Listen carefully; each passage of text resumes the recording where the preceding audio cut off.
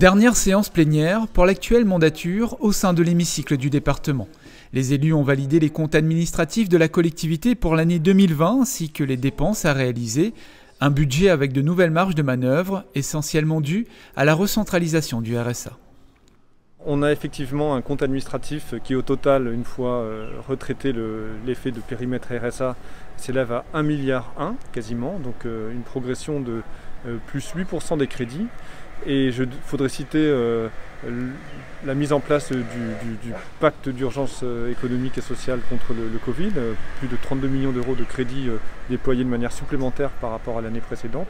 Et puis de manière générale sur l'investissement départemental, on a une hausse de plus 20% des crédits, 155 millions d'investissement départemental, ce qui est assez significatif. Un compte administratif qui, en 2020, a déployé de nouveaux dispositifs d'aide pour pallier la pandémie de Covid-19. Près de 190 millions d'euros sont dégagés au travers du pacte de solidarité et d'urgence sociale et du plan de relance économique et sociale. La collectivité s'engage ainsi au plus près des Réunionnais en déployant ces nouveaux champs d'intervention. Les élus ont également adopté 2 motions, l'une relative au renforcement des actions d'accompagnement pour l'inclusion des enfants handicapés en milieu scolaire et une seconde sur les dispositifs nécessaires pour lutter efficacement contre la prolifération de la dengue sur notre territoire.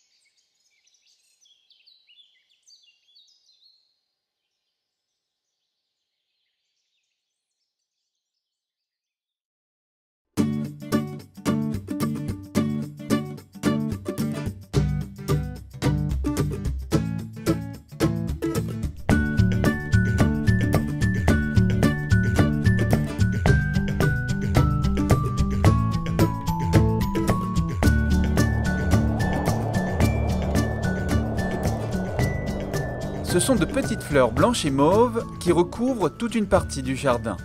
Des mauvaises herbes, penseront certains, mais pour François Thibert, tisaneur, le zerbabouk est une plante aux vertus médicinales. Les anciens l'utilisaient traditionnellement avec une cuillère d'huile de ricin pour purger les enfants.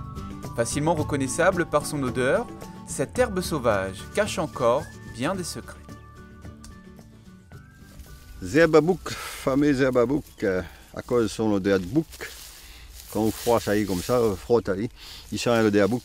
C'est vrai qu'un léger odeur de bouc. Très connu et apprécié aussi le petit tisane zerbabouk. Là, il pousse naturellement comme ça dans la nature. Petit grain, il tombe à terre. Et des centaines de petits pieds qui poussent un peu partout. C'est vrai en abondance. Mais zerbabouk est connu pour l'utilisation, que ce soit les racines, que ce soit les feuilles, dans les traitements de problèmes de colique pour les racines. Petit marmaille qu'on a mal au ventre ou grand monde qu'on a mal au ventre.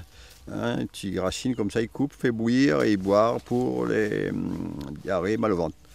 Et zerbabouk, les petits poignées de feuilles, une petite branche comme ça, il fait bouillir aussi.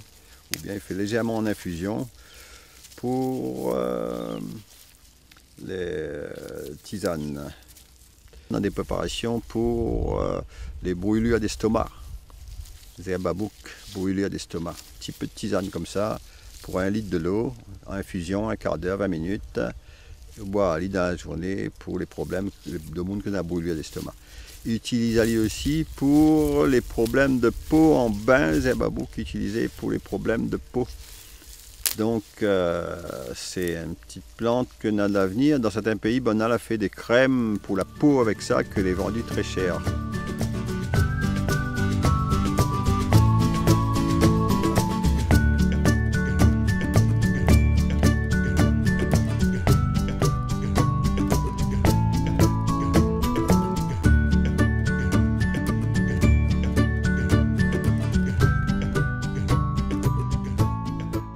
On a le choix, soit nous mettre carrément la tige comme ça d'un grand bouteille et puis nous mettre comme ça de tige de plante. Là c'est bois d'arnette que nous mettons dans macération d'un bouteille. Ou bien couper en petits morceaux de coupe à ligne. Branle blanc, les connus pour ses effets macération dans l'alcool pour les douleurs. Pas confondre avec le branle que nous trouvons plus souvent dans les Hauts de l'île. Différence est nette, branle blanc et le branle balai. Voilà. Donc pareil, nous coupons ça en petits morceaux. Tout ça dans une bouteille avec de l'alcool dedans. Nous choisissons nous tout l'alcool pour mettre dedans. Quand on a assez de plantes dedans, il verse l'alcool dedans. À cette heure, nous allons mettre un peu de l'alcool dedans. Bien recouvrir toutes les plantes.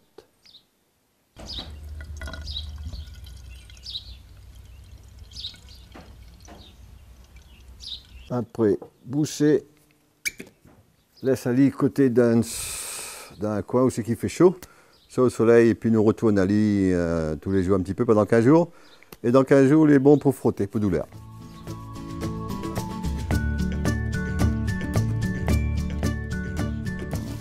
On a aussi possibilité de mettre à lit, comme ça de plantes, ou hacher, mettre dans une bouteille d'alcool pour frotter contre les douleurs. Il fait à peu près le même, il a à peu près le même principe que l'arnica. Et l'IVO, l'arnica, ouais, pour les douleurs.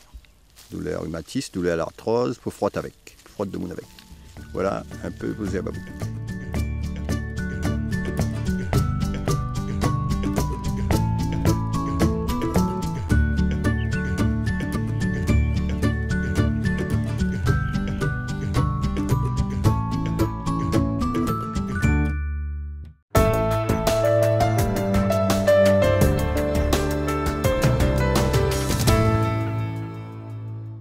C'est à Mascarin, jardin botanique de la Réunion, qu'ont été installées 3 nouvelles ruches en présence des élèves de 6e et de 5e du collège de la Pointe des Châteaux. Je trouve envie de le voir. Il va ouvrir donc cette partie-là et on sera dans ce qu'on appelle la hausse, donc la réserve de miel. Dans le cadre de sa compétence en matière de protection et de valorisation des espaces naturels sensibles, le département a validé un partenariat avec l'UNAF, l'Union nationale de l'apiculture française. Un programme d'envergure intitulé « Abeilles sentinelles de l'environnement pour la sauvegarde de l'abeille et de la biodiversité sur tout le territoire français » à travers l'installation de ruchers pédagogiques. Alors le département a tenu aujourd'hui à créer ce partenariat avec l'Union nationale des apiculteurs de France en incluant des collèges pour inculquer et aussi pour sensibiliser les scolaires qui sont nos futurs ambassadeurs dans le cadre de la préservation de l'abeille, préservation de la biodiversité. Depuis plusieurs semaines, les collégiens de la Pointe des Châteaux sont sensibilisés au rôle essentiel de l'abeille. Avec l'inauguration du rucher pédagogique, ils peuvent mieux les observer, découvrir le travail des apiculteurs et obtenir des réponses à leurs questions. Ils ont également planté des espèces endémiques et indigènes mellifères autour du rucher pédagogique. J'ai appris beaucoup de choses, J'ai appris par exemple que la reine ne sortait pas. Enfin, j'ai appris beaucoup de choses juste en quelques heures. Je trouve que c'est très intéressant. Les abeilles, c'est quand même ce qui nous permet, ça nous permet quand même de vivre nous aussi. C'est important et elles sont en ce moment assez en danger, donc il faut vraiment essayer de faire des actions pour pouvoir les protéger et pouvoir continuer alors on peut y aller avec les mains. Qu'elles continuent à butiner, etc. Et comme en ce moment elles sont assez en danger, je voulais venir parce que c'est intéressant de voir comment on pourrait les aider ou leur comportement dans leur état naturel et autre chose, des autres choses comme ça. Alors il faut être sensibilisé notamment aux abeilles et aux différents ruchers parce que ce sont, comme l'indique le nom du projet, les sentinelles de l'environnement. Sans abeilles, l'être humain ne pourrait pas être là. Et ces abeilles qui sont en fait les ouvrières de notre écosystème sont une sorte de clé de voûte de l'environnement. Donc sensibiliser les élèves au développement durable et sensibiliser les élèves à l'écologie, c'est aussi sensibiliser les élèves à l'existence et au travail des abeilles. Le département s'efforce de favoriser l'installation de ruches sur ces espaces naturels sensibles. 48 emplacements pouvant accueillir jusqu'à 40 ruchers ont été attribués à des apiculteurs sur toute l'île.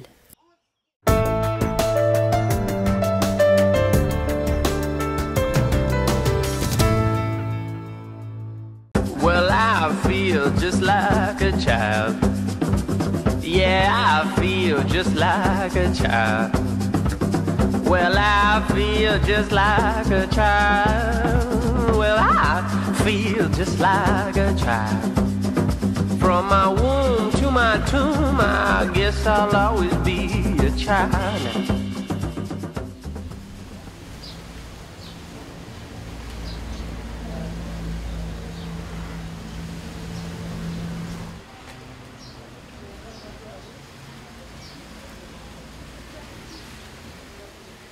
Alors une auxiliaire de périculture, elle peut travailler dans plusieurs domaines, toujours dans le médico-social, donc en crèche, en maternité, en néonat, à la PMI, en protection maternelle infantile.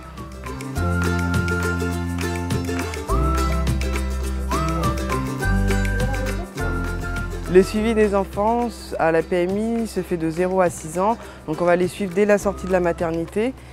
Donc nous, les auxiliaires de périculture et les péricultrices, on va généralement les suivre de 0 à 3 ans. Ensuite, l'infirmière prend le relais généralement dès qu'il rentre à l'école. L'infirmière de PMI.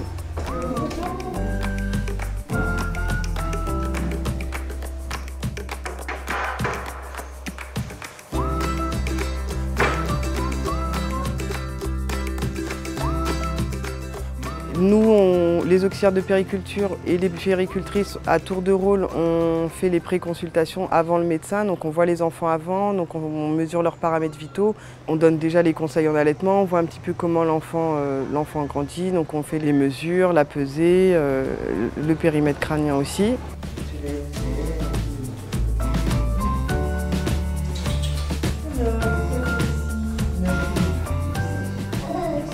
essayer de débriefer le plus possible pour que le médecin, elle fasse vraiment un examen plus poussé et qu'elle perde moins de temps. C'est surtout pour éviter que les consultations durent trop longtemps. Elle a eu le temps d'optimisme ou pas? Parce qu'elle a les yeux qui brillent un peu, les yeux qui pleurent un peu. Non. Non? On fait surtout de la prévention au niveau de la santé, sur les vaccins, sur l'alimentation. On donne aussi des conseils sur l'allaitement.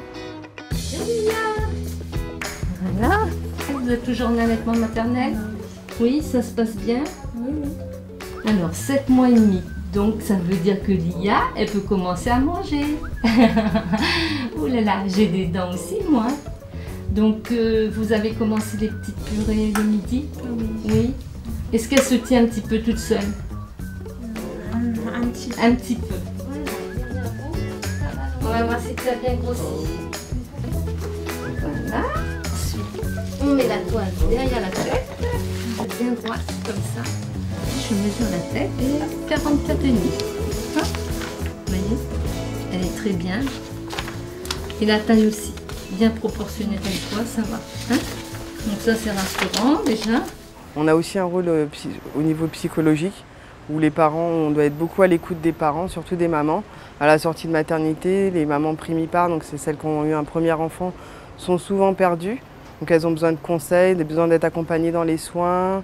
On travaille aussi en collaboration avec la puéricultrice, donc on a aussi elles ont aussi un rôle aussi à jouer là-dedans, où elles vont plus s'orienter sur des bébés qui ont plus de spécificités, par exemple les prématurés, où ça va nécessiter des soins et des conseils un petit peu plus particuliers. Allez Lia, montre-moi.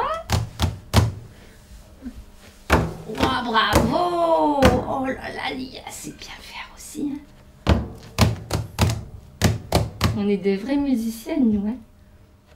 C'est propre à La Réunion, où les auxiliaires de puériculture peuvent se déplacer à domicile. Je sais qu'en métropole, ça ne se fait pas trop. C'est plutôt les puéricultrices qui le font. C'est surtout une question de facilité pour les mamans qui viennent de sortir de maternité, qui sont fatiguées et qui n'ont pas forcément la possibilité de se déplacer tout de suite en PMI à la sortie de maternité.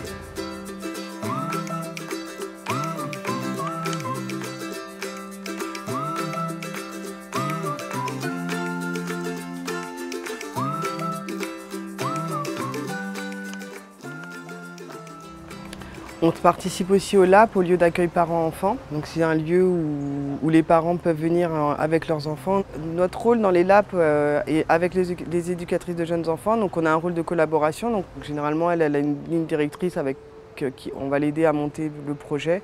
Et ensuite on va faire nous les ateliers, les animations.